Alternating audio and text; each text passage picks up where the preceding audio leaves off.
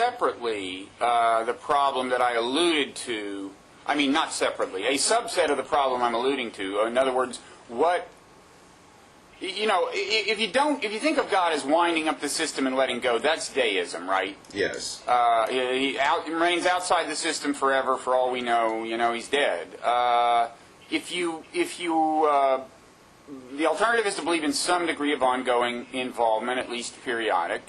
And if you're a Christian, as you are, it seems to me one of the forms of involvement would be the part where Jesus enters the system, right? I mean, you know, like I said, I think there could be some really ingenious cosmic programmer, call it a god, that created the algorithm of natural selection, confident not only that it would get us intelligent life, but even that it would get us a cultural evolution that would lead to the kind of increasingly global social organization. Fine. I can't imagine, maybe it's just a limit of my imagination, I can't imagine a cosmic designer building into the algorithm of natural selection the inevitability that a couple of thousand years ago someone would be born in Bethlehem or Nazareth or wherever you think it was,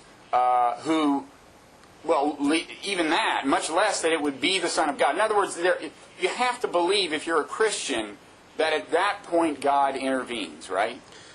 Yes, and I think you have to believe that God's interaction with the world is far more extensive than just having become incarnate in Jesus. I mean, Christians believe to varying degrees and with varying levels of kind of confidence in how that's working in their own personal lives, that God interacts with them, that God cares about them, and they're Christians who feel like God communicates with them and leads them, and even some very philosophically sophisticated thinkers are quite fine affirming that God can lead individuals and so on. And the mystery of how God does that is a deep mystery, but it's something that Christians have always been very comfortable affirming. I mean, I'm very comfortable affirming that. I don't see any reason why it's absurd to think that a God that made the world, that is a kind of an omnipresent cosmic mind, can't be interacting with that world in a whole host of very interesting ways. I mean,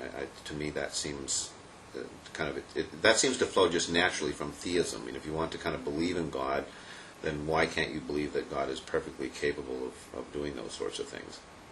Okay. Strictly speaking, we won't get. I don't think you want to get off on this. You can imagine quantum physics providing a window for intervention in an otherwise closed system, I think, because, well, I have an obscure argument that the statistics of that could kind of work out. I mean, but I won't get off. I mean, people dismiss that scenario because they say, but the fluctuations are random, the quantum fluctuations are random, but actually they only have to average out as random in the aggregate. We do not know what is causing like this 50 out of 100, fluctuations to go this way as opposed to that 50. So you can imagine that kind of intervention, but that's a tangent, and also seems like a pretty complicated form of intervention. But but I guess I might put it a little bit differently than that. I would say that up until the time of sort of the mechanization of the worldview that came in the wake of Newton's work, people were quite comfortable with the idea that God interacted in the world, and without thinking too hard about exactly how that happened, they looked at sort of the events of the world and located God's action in the events themselves without trying to prescribe exactly how God was doing that. Then the Newtonian worldview comes along, and people begin to say, well, gee, the world is so tight and mechanical, it's kind of like a big clock, and there's just no room, there's no space in there to kind of bring God in as another factor.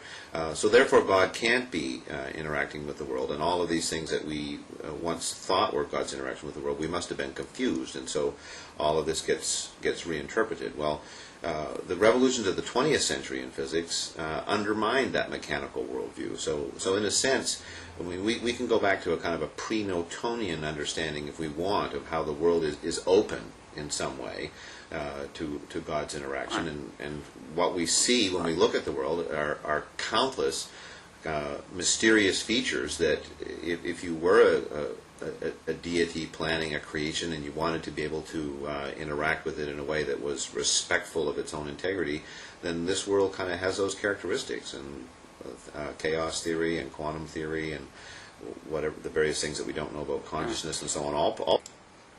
Okay, we had a little technical interruption there, but we're back, and we were saying. Let me summarize. You were saying that chaos theory and quantum physics open up a possible window for kind of divine intervention or divine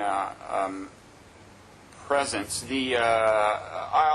We shouldn't get off on this. My own view is that quantum physics is more plausible than chaos theory. But and I will say on that front that I got even card-carrying atheist Daniel Dennett to agree that an implication of quantum physics, it's rarely put like this, I think, but an implication of quantum physics, as conventionally understood, is that there are events in the material universe that have no cause in the material universe. And that's not just that we don't know what the cause is, but the mainstream understanding is there is no cause in the physical universe. The fluctuations go one way or the other, and it's not something in the physical universe that determines that. So anyway, yes. But